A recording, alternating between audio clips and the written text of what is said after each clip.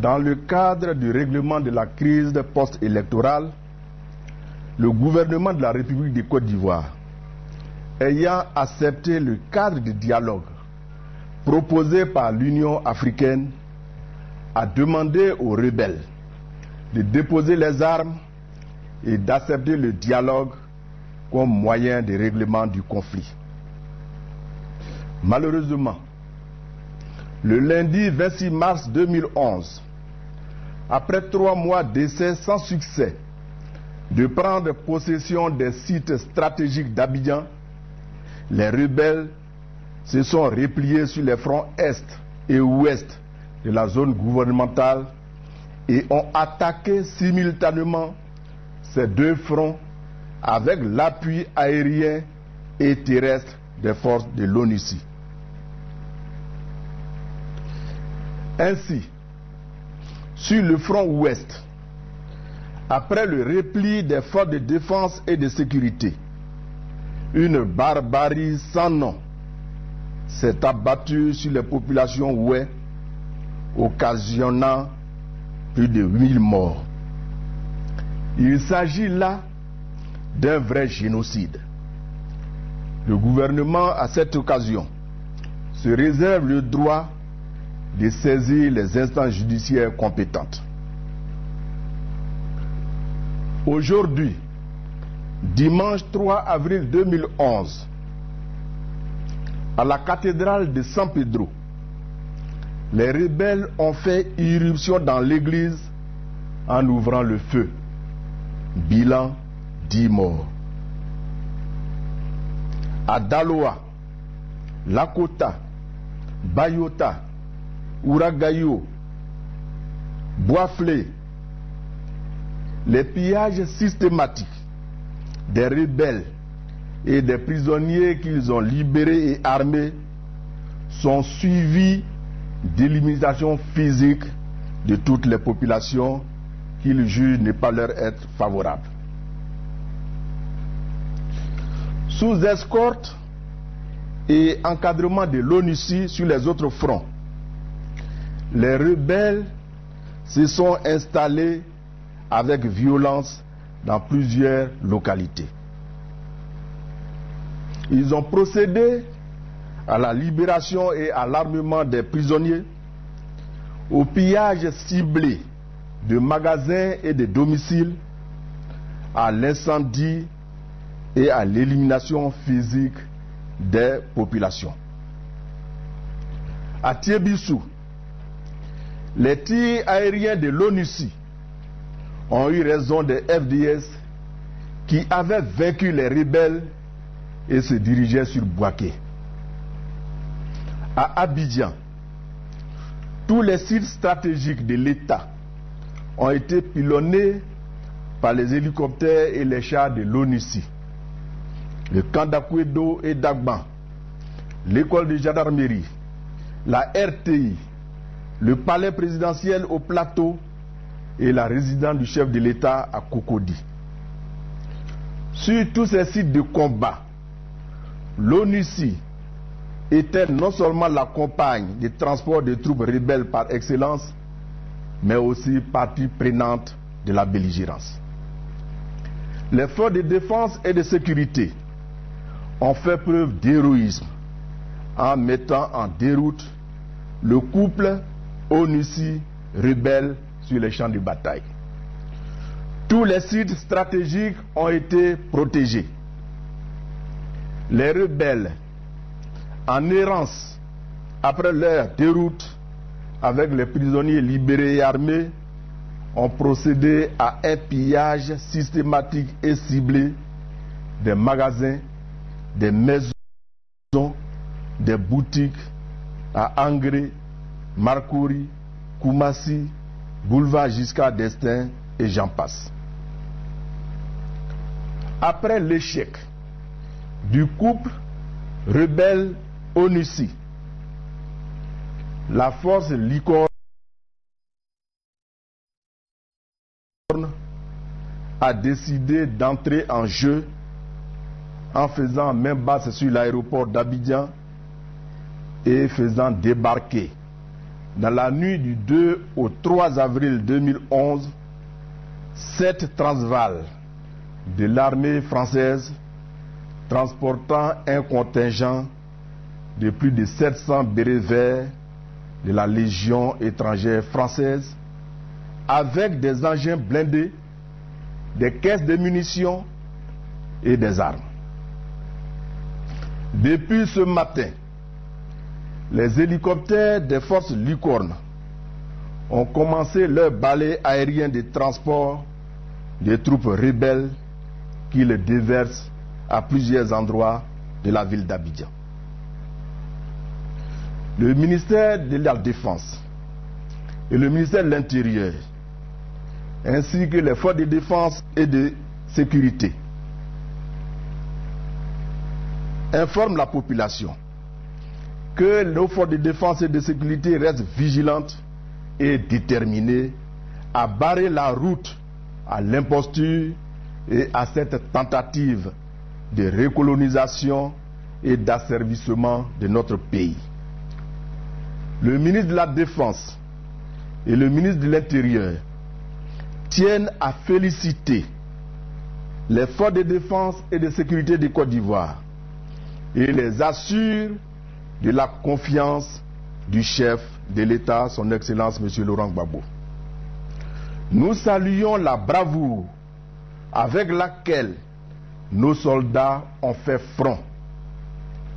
C'est pourquoi nous appelons le peuple de Côte d'Ivoire à les soutenir sans faille et à leur apporter assistance en tout moment et en toutes circonstances.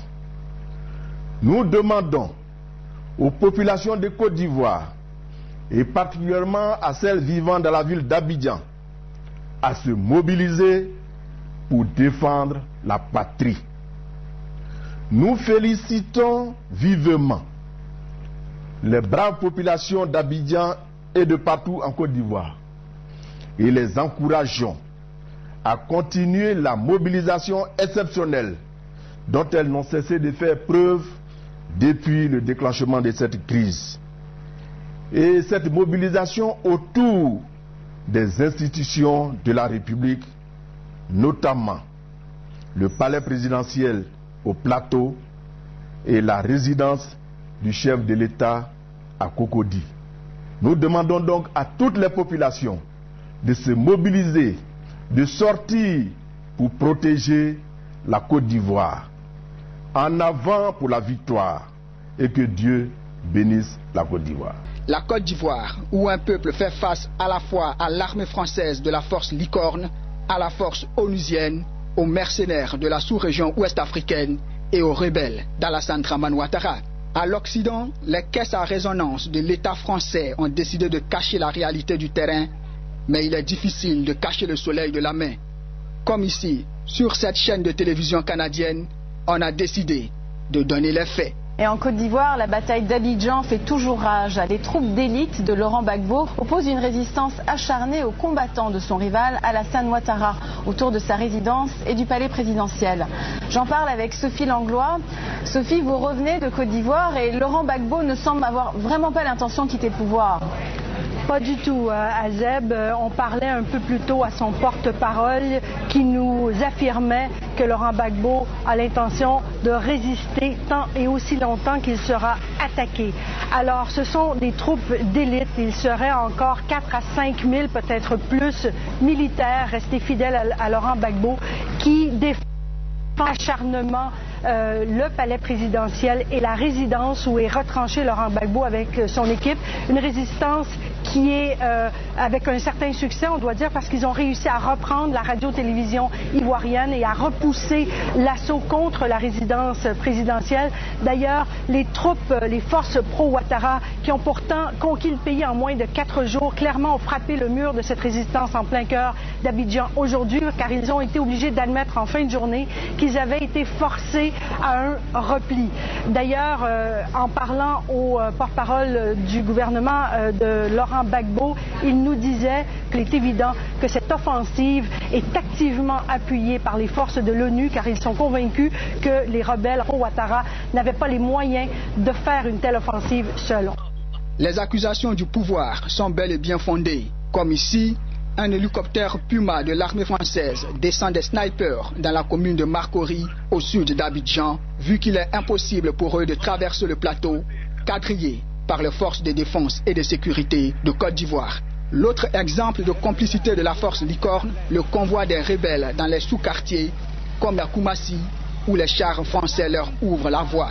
Pendant que la Licorne participe à la déstabilisation de la Côte d'Ivoire à Abidjan, les rebelles de Ouattara pillent, tuent et violent, sans être inquiétés à l'intérieur du pays. La presse, encore crédible, en fait l'écho. C'est terrible tout ça. Et Sophie, l'ONU s'inquiète des exactions commises dans l'ouest du pays?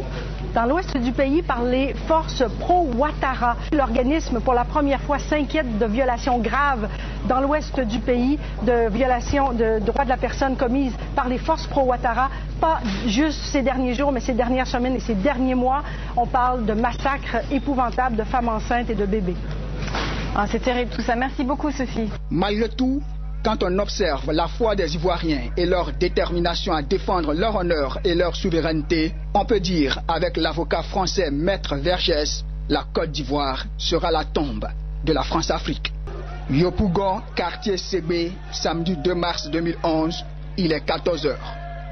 Les jeunes patriotes se rassemblent pour rallier le plateau à l'appel de leurs différents leaders et avec l'assurance. C'est une commune du plateau en plein ratissage des forces de défense et de sécurité de Côte d'Ivoire que les jeunes patriotes ont rallié. Sur le pont Félix Houphouët-Boigny, lieu de convergence, le danger reste permanent. Un rebelle embusqué tire dans la foule. Couchez-vous! 2 patriotes sont touchés, un à la hanche, un autre à la cuisse. Rapidement évacué par les forces de défense et de sécurité au CHU de Cocody, de sources hospitalières, la vie de 2 patriotes n'est plus en danger. Nous disons ici et maintenant que la Côte d'Ivoire est libérée et à jamais. Nous sommes prêts.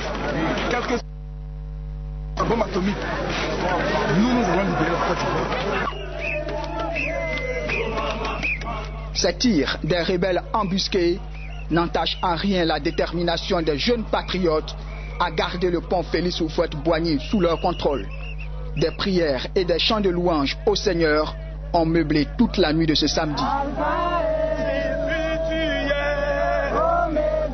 Ce dimanche 3 avril à 7h, les jeunes patriotes de samedi soir ont été relayés par d'autres venus de plusieurs communes du district d'Abidjan.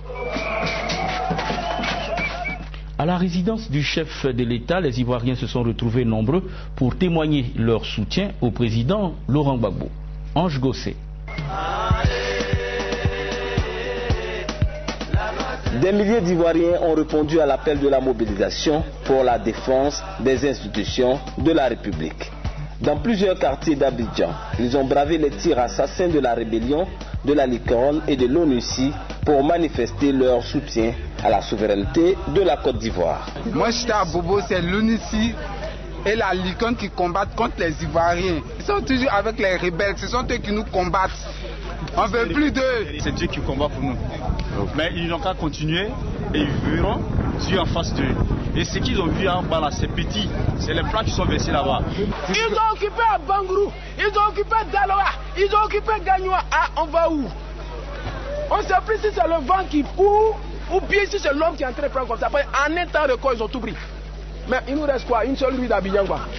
Mais le Seigneur, à la dernière minute, il dit les petits, vous allez sentir que je suis là. Alléluia.